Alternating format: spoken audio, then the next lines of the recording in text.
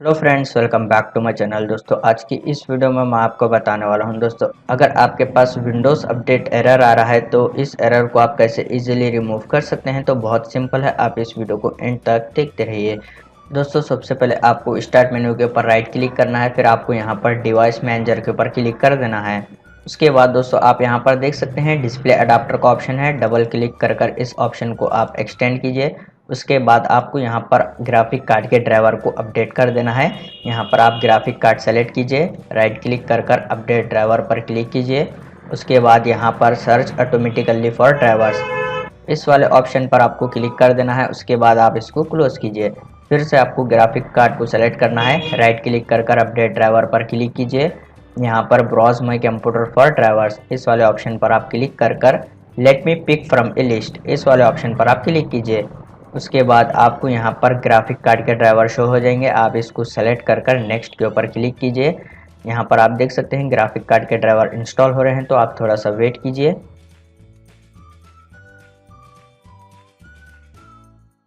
उसके बाद दोस्तों आपको इसको क्लोज कर देना है, फिर आपको यहाँ पर ऑल सेटिंग्स को क्लोज कर देना है।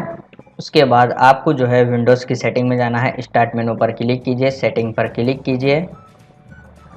फिर आपको यहाँ पर विंडोज़ अपडेट का ऑप्शन है, आप यहाँ पर क्लिक कीजिए।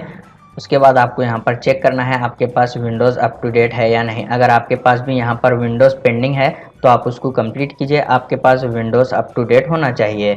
उसके बाद अब मैं यहाँ पर इस सेटिंग को क्लोज कर लेता हूँ।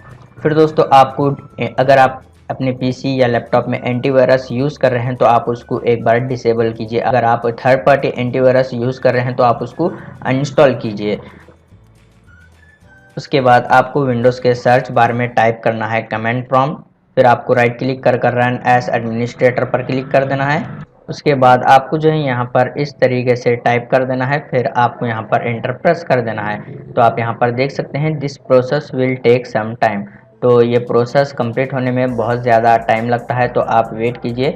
ये प्रोसेस 100% कंप्लीट होने तक आप वेट कीजिए।